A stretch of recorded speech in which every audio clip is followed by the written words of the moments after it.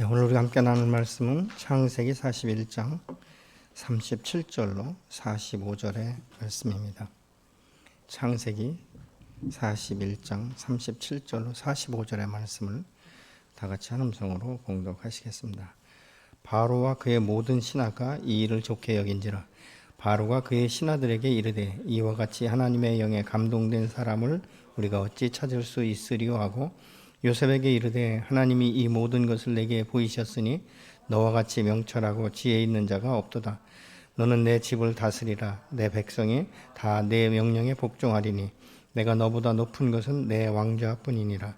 바로가 또 요셉에게 이르되 내가 너를 애굽 온 땅의 총리가 되게 하노라 하고 자기의 인장 반지를 빼어 요셉의 손에 끼우고 그에게 세마포 옷을 입히고 금사슬을 목에 걸고 자기에게 있는 버금수레에 그를 태우매 무리가 그의 앞에서 소리 지르기를 엎드리라 하더라. 바로가 그에게 애굽 전국을 총리로 다스리게 하였더라. 바로가 요셉에게 이르되 나는 바로라. 애굽 온 땅에서 내 허락 없이는 수족을 놀릴 자가 없으리라 하고 그가 요셉의 이름을 사브닛 바네아라 하고 또 온의 제사장 보디베라의 딸 아스낫을 그에게 주어 아내로 삼게 하니라. 요셉이 나아가 애굽 온 땅을 순찰하니라. 아멘. 우리가 하나님을 찾을 때가 언제인가? 여러분은 하나님을 찾을 때가 언제이십니까? 보편적인 이 세상 사람들은 자기의 힘으로 자기의 지혜와 지식과 경험을 다 동원해서 무엇인가 해보려고 하다가 결국 안 되면 하나님께 나가야 되겠다 이런 생각을 하게 되는 것이죠. 병원에서도 의사가 자기의 모든 것들을 다 쏟아부어서 하고 맨 마지막으로 하는 것은 하나님만이 하실 수 있습니다 라고 말을 한다고 말합니다. 그러면 예수 믿는 우리는 어떻게 하는가? 여러분은 어떻게 하나님을 만나고 언제 하나님을 찾습니까? 어떤 경우에는 예수 믿는 사람들도 하나님 앞에 나아가 먼저 기도로 지혜를 구하고 하나님의 뜻이 무엇인지를 분별하기보다는 자기의 힘으로 자기의 능력으로 또 사람의 도움으로 이런 것들을 먼저 요구하다가 결국 아무것도 안 되면 내가 기도나 해볼까 이런 생각으로 하나님 앞에 머무르는 사람들이 있는 것을 우리의 주변에서 볼 수가 있는 것이죠. 사실 문제는 이 믿음의 사람들도 자기 멋대로 행동하고 결국 안 되면 어떤 사람들은 하나님을 탓하고 원망한다는 것이죠. 하나님 그때 막으셨으면, 하나님이 그때 도와주셨으면 내가 오늘날 이 결과를 가져오지 않을 텐데 하는 후회와 함께 하나님 앞에 원망하는, 그래서 결국은 어떤 사람들은 하나님을 떠나는 이런 웃지 못할 일도 있게 되는 것을 우리가 보게 됩니다. 여러분은 누구의 잘못이라고 생각을 하십니까? 이 한계에 도달할 때는 사실 우리가 포기하는 것이 아니에요. 그때가 하나님을 만날 때고 하나님이 개입하실 때 그 시간이 된 줄로 믿으신다면 아마 우리가 완전히 우리는 실패자다, 낙오자다, 좌절하고 포기하지 아니하고 그럼에도 불구하고 역사하시고 그럼에도 불구하고 나를 붙드시고 인도하시고 축복하시는 이 하나님의 그 품속에 우리가 안정감을 누리면서 새롭게 일어설 수 있는, 새롭게 도전할 수 있는 이 열정을 우리에게 부어주실 줄로 믿습니다. 창세기 41장 8절 한번 같이 보시겠습니다. 아침에 그의 마음이 번민하여 사람을 보내어 애굽의 점술가와 현인들을 모두 불러 그들에게 꿈을 말하였으나 그것을 바로에게 해석하는 자가 없더라. 이제 하루는 이 바로가 꿈을 꿨는데 도저히 그 많은 박수나 이런 사람들을 불러서 아무리 해석을 요구해도 해석하는 자가 아무도 없다 이렇게 말을 하고 있죠. 그때 이 왕의 그 제수를 가두는 옥에 있었던 바로의 술 맡은 관원이 요셉을 기억하는 것이죠. 이때가 언제냐면 이 요셉이 갇혀있던 이 옥에 이 술 맡은 관원과 떡 맡은 관원이 들어와 있었거든요. 그런데 술 맡은 관원이 하루는 꿈을 꾸고 이야기를 하는데 요셉이 그 꿈을 아주 명쾌하게 해석하면서 당신은 2, 3일 안에 복직이 될 것입니다. 그러니까 이 술 맡은 관원의 해석을 명쾌하게 해주니까 떡 맡은 관원도 나도 꿈을 꿨는데 그러면서 자기 꿈을 이야기하는데 당신은 복직이 아니라 처형될 것입니다. 이렇게 말했는데 그게 딱 맞아떨어졌다는 것이죠. 그래서 사실 요셉이 술 맡은 관원에게 만약 기회가 되면 나를 기억해달라고 했는데 까맣게 잊어버렸죠. 근데 오늘 이 현상을 보면서 그 술 맡은 관원이 갑자기 감옥에서 만났던 요셉이 생각이 난 거예요.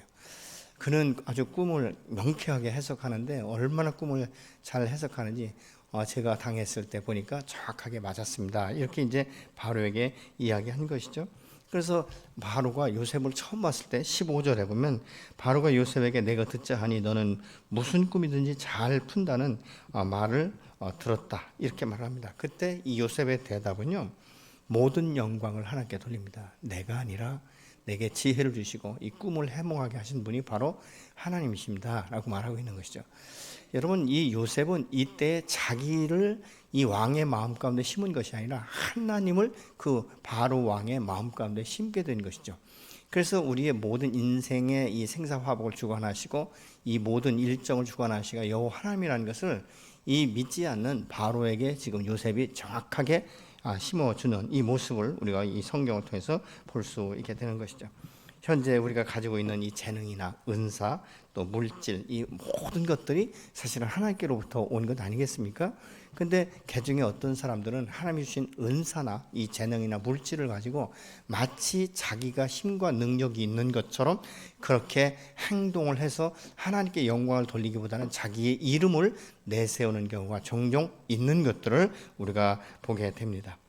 요셉은 이 바로의 이 꿈 이야기를 듣고 바로 내가 며칠 기도해보고 연구해보고 이렇게 말하지 않아요. 그 자리에서 꿈을 들으면서 바로 명쾌하게 해석을 해주는데, 사실 요셉은 굉장히 정직한 사람이고 그 안에는 하나님을 경외하는 마음이 있었고 거룩한 영성이 있었기 때문에 돌려치기 하지 않고 직선적으로 자기가 하나님께서 주신 지혜로 이 꿈을 해몽하기 시작을 합니다.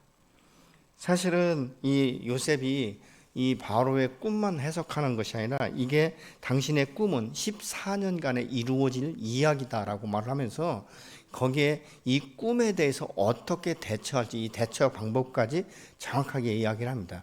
그러면서 이 7년은 대풍년이 될 것이고 7년은 대흉년이 될 것인데 이 7년 풍년 동안 이것을 잘 관리하지 못하면 이 대흉년의 때에 먼저 7년 동안 풍년을 얻었던 것에 대해서 사람들이 기억조차 하지 못하게 될 것이다 이렇게 말을 하고 있어요.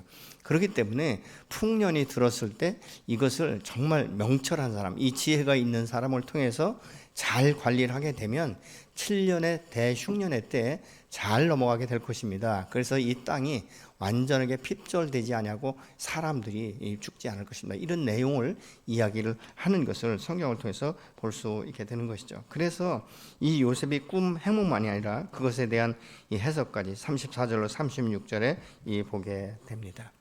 여러분, 이렇게 명쾌하게 꿈만 해석해줘도 감사한데 그거에 대한 대책까지 정확하게 말을 하는 이 요셉을 통해서 이 바로가 깜짝 놀라는 거예요. 여러분, 우리가 이 똑같은 일을 해결하는 데 있어서 이 자기 생각만 옳다고 주장하고 다른 사람의 의견은 다 틀렸다고 말하는 사람은 굉장히 좁은 시야를 가지고 있는 것이에요. 이런 사람도 굉장히 견고한 진을 가지고 있는데 이런 사람들 대부분의 얘기가 나는 잘 나가고 있고 다 너가 틀린다 이렇게 이야기하는 모습들을 우리가 보고 있지 않습니까? 여러분, 사실 어떻게 보면 이 사랑이라는 것은 서로 주고받는 관계이고 내가 내 마음대로가 아니라 상대방이 요구하고 상대방이 필요로 하는 것을 채워주는 것이 사랑인데, 어떤 사람은 일방적으로 자기 생각대로 사랑해놓고 나처럼 사랑하는 사람이 없다 이렇게 말하게 되는 경우도 있는 것을 우리가 보고 있지 않습니까? 특별히 하나님의 일은 어떤 특정인에 의해서 움직여지는 것이 아니라 하나님께서 말씀하시는 것, 그래서 평소에 하나님과의 그 깊은 교제 가운데 민감하게 반응할 수 있고 하나님의 음성을 들을 때 순종하는 이 사람들을 통해서 하나님은 오늘날도 역사하고 계신 줄로 믿습니다. 여러분, 우리가 지혜로운 사람이라고 말하는데 이 지혜는요, 지식이 많은 사람이 아니에요.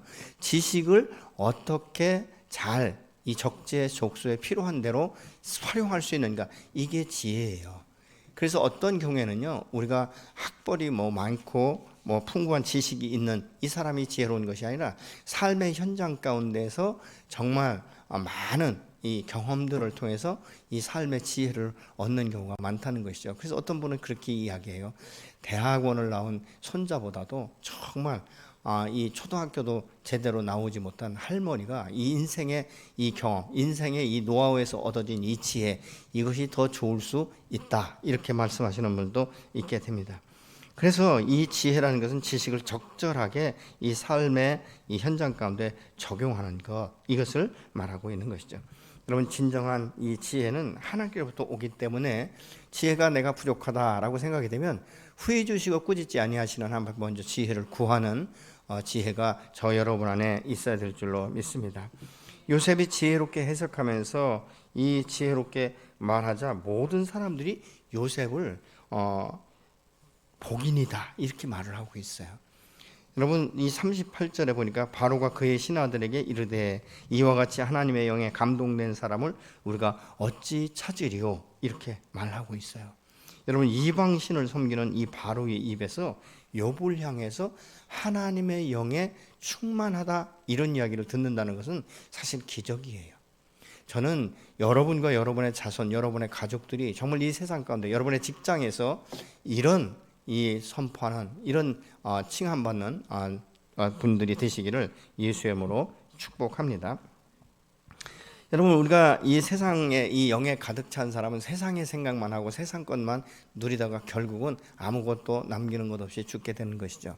그러나 하나님의 영에 충만한 사람은 하나님의 이 말씀, 하나님의 뜻을 따라서 살면서 하나님의 영광 가운데 있기 때문에 그의 육신이 어찌 되든지 그의 영혼을 통해서 많은 이 영혼들에게 영향력을 주면 이 선한 영향력을 받은 그 사람들이 또다시 그를 통해서 받았던 이 은혜와 함께 다음 세대에 흘려가는 이런 역사들을 감당하게 되는 것을 우리가 보는 것이죠.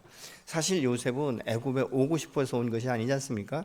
꿈 이야기를 했다가 형들로부터 미움을 받았고 또 자기를 편애하는 이 아버지 야곱으로부터 이 편애의 사랑을 충분하게 받았는데 그것이 시기 질투가 돼서 어느 날 갑자기 이렇게 이 애굽에 팔려오는 그래서 보디발의 집에 노예로 들어가고 또 거기에서도 자기가 정결하고 하나님을 경외하는 마음과 그 믿음이 있었기 때문에 보디발의 아내의 유혹이 있었음에도 불구하고 이것을 거절함으로 인하여서 아무런 잘못도 없는데도 불구하고 이 감옥에 갇히는 신세가 되는 것을 우리가 성경을 통해서 보면 알 수 있지 않겠습니까?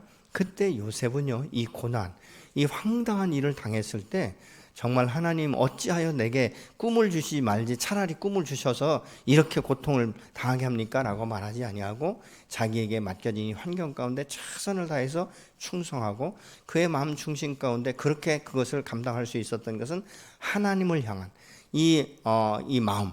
그래서 이 요셉은 자기 인생 가운데 어린 나이였지만 하나님 앞에 집중하는 이 모습을 우리가 볼 수 있어요. 그래서 하나님의 사람은 어찌 되든지 간에 어떤 형편 가운데 있든지 하나님 앞에 집중하는 저와 여러분이 되어야 될 줄로 믿습니다.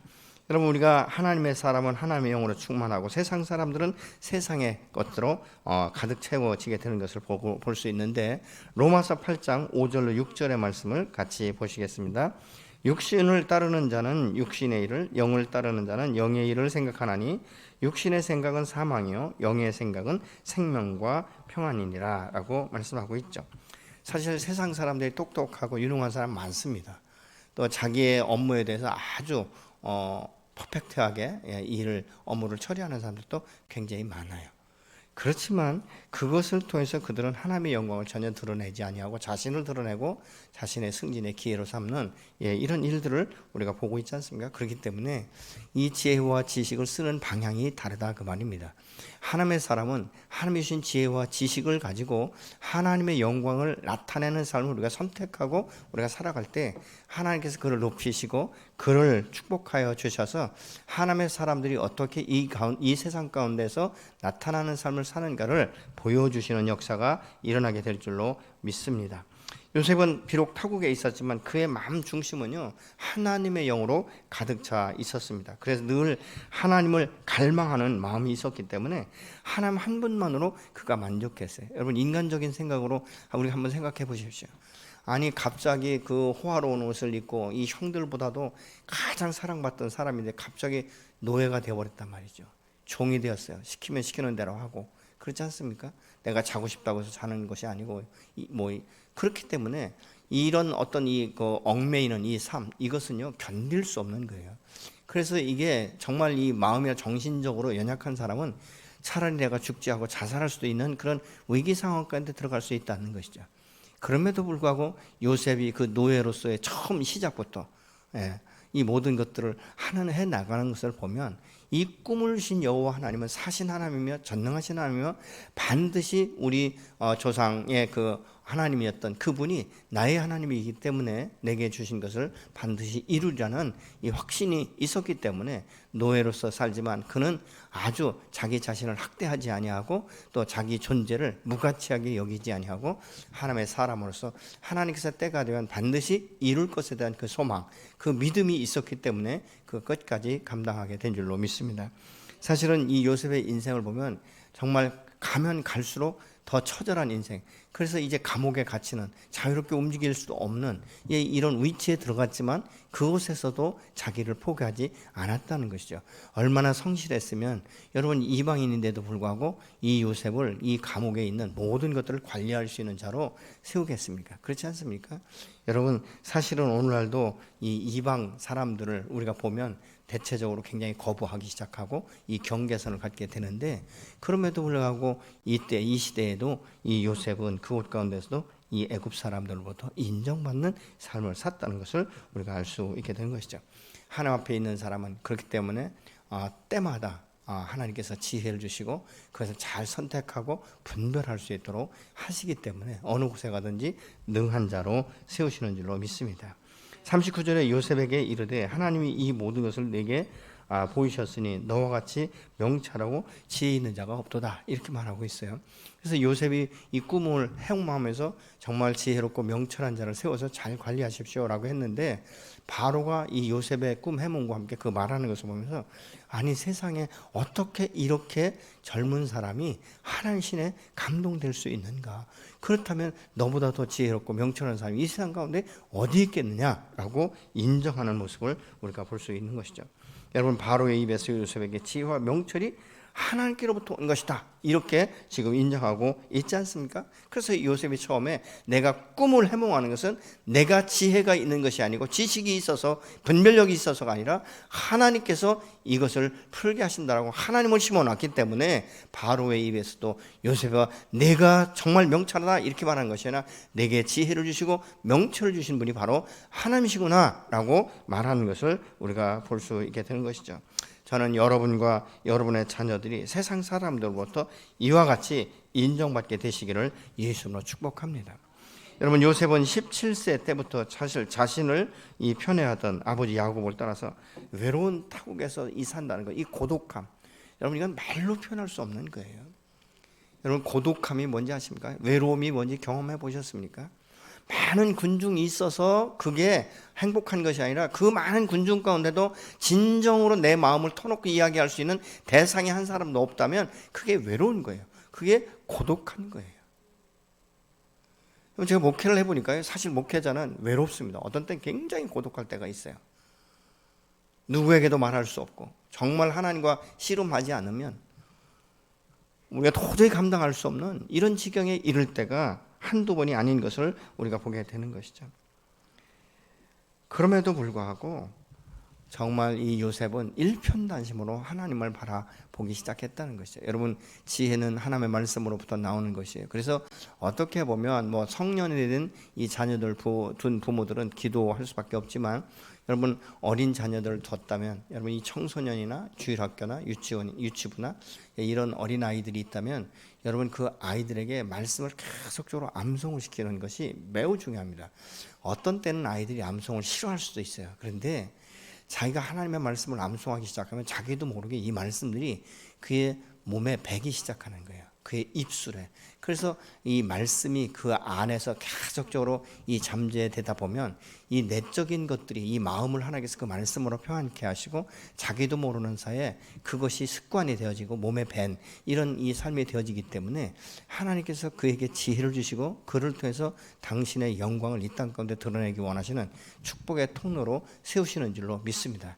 그렇기 때문에 때로는 아이들이 암송을 안 한다라고 할 때, 또 때로는 당근을 주면서도 그들에게 암송을 시키신다면 아마 여러분의 자녀의 삶은 여러분보다 훨씬 더 편안하고 형통한 삶을 살아갈 수 있도록 하나님께서 인도하시고 세우실 줄로 믿습니다. 그래서 어렸을 적엔 계속 그 부지런히 그 말씀을 입에서 떠나지 않을 만큼 암송시키는 이런 것들이 매우 중요한 것이에요. 여러분 바로는 요셉을 하나님의 사람으로 인정하고 그를 애굽의 총리로 세우지 않습니까? 40절에 너는 내 집을 다스리라, 내 백성이 다 내 명령에 복종하리니 내가 너보다 높은 것은 내 왕자뿐이다. 이렇게 말하고 있어요. 사실은 요셉은 30대였어요. 근데 어제까지도 뭐 했어요? 이 감옥에 있던 사람이에요. 어떻게 보면 죄수다 그 말입니다. 죄수를 불러다 꿈을 한번 해몽해 놨더니 이 바로의 마음과 생각이 확 가버린 거예요. 그러니까 모든 전권을 지금 요셉 30대의 요셉에게 위임해 주겠다라고 말하면서 내가 너보다 높은 것이 있다면 다만 이 보좌에 앉아 있는 이 왕의 이 보좌에 앉아 있는 것, 이것만이 내가 너보다 높은 것이다. 이렇게 말하고 있지 않습니까? 어떻게 보면요, 다른 사람들이 볼 땐 지금 굴러온 돌이 박힌 돌 다 빼내는 거예요. 어떻게 보면 그렇지 않습니까? 아니, 저 젊은 것이 꿈 한 번 해몽하더니 어떻게 왕이 이렇게 신뢰할 수가 있는가? 얼마나 밉겠습니까? 그럼에도 불구하고 이 바로는 요동치 아니하고 이 요셉을 세우면서, 이 요셉은 하나님의 사람이고 요셉이 가지고 있는 지혜와 이 명철은 세상의 지식이나 세상에서 얻어진 지혜가 아니라 내가 수많은 지혜로운 사람을 봤지만 요셉같이 이렇게 명철한 사람은 처음 봤다. 이걸 느끼는 거예요. 이것은 무엇입니까? 사람의 노력으로 되겠습니까? 사실 어떻게 보면 요셉이 꿈 한 번 해몽했다고 그 자리를 차지하고 올라갈 수 있겠습니까? 하나님의 섭리예요. 하나님께서 요셉을 철저하게 한 13년 동안 훈련을 시키고 그 외로움과 고독함 가운데도 당신만을 바라보게 만드시고 그에게 꿈을 주신 그 하나님께서 그 꿈을 잃지 않고 소망을 가지고 끝까지 감당했던 이 요셉을 때가 되매 높이기 시작하는 거예요. 여러분, 하나님이 높이시면 세상 사람이 감당할 수 없는 그날이 반드시 임하게 될 줄로 믿습니다. 여러분, 하나님의 역사가 아니고는 무엇으로도 그것을 해석할 수도 없고 또 이해할 수도 없는 일 아니겠습니까? 이것이 하나님의 방법이에요. 그래서 우리는 이 훈련의 시간들을 잘 통과할 수 있도록 날마다 하나님 앞에 지혜를 구하고 믿음을 구하는 것이 얼마나 중요한지 모릅니다. 여러분, 우리가 때로는 광야의 인생을 살아가는 것 같을 때가 있어요. 그렇지만 이 과정들을 우리가 불평과 원망과 탓하면서 허송세월할 것이 아니라 그때가 바로 내가 하나님을 깊이 만날 때라는 것을 우리가 기억하고 주님 앞에 나아갈 때마다 하나님께서 새롭게 세워주시는 줄로 믿습니다. 여러분, 훈련의 시간은 잘 통과한 사람만이 유익한 거예요. 근데 이 훈련의 시간을 잘 통과하지 못하면 사실은 우리가 어떻게 이게 사투리인데 엇배기가 되는 거예요. 이것도 아니고 저것도 아니고. 이 훈련의 시간을 철저하게 훈련받는 것, 여러분, 이것이 우리에게 유익인 것이에요. 그래서 고난이 우리에게 화나 그것이 문제가 아니라 고난은 때로는 내게 유익이 될 수도 있다는 사실을 기억하시기 바랍니다. 하나님과 함께 훈련의 관문을 잘 통과하는 여러분이 되시기를 예수로 축복합니다. 41절로 43절에 보니까 바로가 요셉에게 애굽의 총리를 세우면서 자기의 인장반지를 빼준다는 것은 무엇인가? 모든 결재권을 지금 요셉에게 이양해 주는 이 모습을 볼 수 있지 않습니까? 그러면서 이제 목걸이를 채워주고 이렇게 하는 그 모습을 볼 수 있게 되는 것이죠. 그러면서 요셉을 최고의 총리, 그래서 전국을 다스리던 총리로 지금 세우고 있는 건 아니겠습니까? 심지어는 이렇게 말합니다. 너의 허락 없이는 사람이 손 하나 까딱할 수 없다. 그러니까 사람의 생명을 죽이고 살리는 것도 내 손에 달려있다. 이렇게 지금 말하고 있는 것이죠. 이것보다 더 큰 권위가 어디에서 부여지겠습니까? 여러분, 요셉에게 지금 최고의 권위를 부여하고 있지 않습니까? 여러분, 요셉이 이렇게 될 줄은 아무도 몰랐을 거예요. 여러분, 하나님의 우리에게 주신 은혜를 생각하면 사실 우리가 어떻게 보면요, 모두가 요셉처럼 되고 싶지 않습니까? 근데 요셉처럼 되고 싶다면 그 과정도 우리가 돌아봐야 된다는 것이죠. 갑자기 승진하고 갑자기 위치에 옮겨간 것, 이것이 중요한 것이 아니라 요셉은 그 위치에 올라가기 전까지 얼마나 많은 이 정말 훈련을 받았는지, 이 고난과 역경의 시간을 거쳤는지 우리가 다시 한번 볼 수 있죠. 근데 여러분, 우리가 예수 믿고 거듭난 사람은 사실은 요셉이 누리던 이 권세보다 더 큰 축복을 우리가 받지 않았습니까? 그것이 무엇입니까? 죄사함인 거예요. 예수 그리스도의 그 십자가의 보혈로 죄로 죽을 수밖에 없는 나와 여러분을 살리신 이 주님의 은혜, 그러면서 내가 영원히 죽을 수밖에 없는 나를 하나님께서 건져내셔서 이렇게 말씀하고 있잖아요. 너는 나의 사랑스러운 아들이며 존귀한 딸이다. 이렇게 지금 말씀하고 있는 거예요. 여러분, 이 모든 것들을 어떻게 이 세상의 권리가, 어떻게 세상의 권위가, 세상의 어떤 것들이 이 영혼을 살릴 수 있는, 생명을 부여할 수 있는 것이 어디에 있겠습니까? 돈을 주고 살 수 있겠습니까? 아닌 것이에요. 오직 하나님의 은혜로 우리가 거듭나서 감히 우리가 하나님을 아버지라고 부를 수 있는 것이고, 내 필요와 내 소원을 하나님 앞에 기도하면서 우리가 나아갈 때 하나님께서 말씀하시고 응답하시는 이런 역사들을 우리가 볼 수 있지 않습니까? 그렇기 때문에 여러분, 믿음의 사람은 현실에 묶이는 것이 아니라 현실을 뛰어넘을 수 있어야 되는데, 현실을 뛰어넘을 수 있는 지혜와 이것을 인내할 수 있는 이 힘은 바로 기도를 통해서 하나님과 깊은 교제 가운데 있어지는 것이에요. 여러분, 하나님 앞에 구하면 받는 줄로 또 여기라고 말씀하고 있지 않습니까? 우리가 잘 아는 대로 여러분, 이 역대상 4장에 보면 이 야베스의 기도를 사람들이 굉장히 좋아합니다. 근데 이 야베스의 이 시기가 어떤 시냐면 사실은 이스라엘에게 암울한 시대였었거든요. 그럼에도 불구하고 이 야베스는 자기의 환경에 얽매이지 않고 기도하면서 내 지경을 넓혀달라고 하나님 앞에 기도하고 있지 않습니까? 근데 놀라운 것은 하나님께 그 기도를 들으시고 그 모든 것을 허락하셨다라고 말씀하고 있어요. 허락하셨다는 것은 무엇입니까? 내 기도를 내가 응답하겠다라고 지금 확신을 주시는 것 아니겠습니까? 여러분, 요셉은 23년의 이 시간을 방황할 수도 있어요. 왜? 10대 후반의 나이였었기 때문에. 그럼에도 불구하고 그는 정말 방황하지 아니하고 오직 사신 여호와, 전능하신 여호와, 내게 꿈을 주시고 이루시는 그 하나님을 신뢰했기 때문에, 늘 하나님과 교통했기 때문에 그의 외로움이나 그의 슬픔이나 그의 고통, 이 모든 것들을 하나님 앞에 내려놓는 이 작업을 할 수 있었던 것이죠. 그래서 우리가 이 세상 나가는 길을 살아갈 때 이 무거운 짐들, 인생의 짐들, 마음의 고민, 여러분 이 슬픔, 이런 이 모든 것들을 주님의 십자가 앞에 내려놔야 되지 않겠습니까?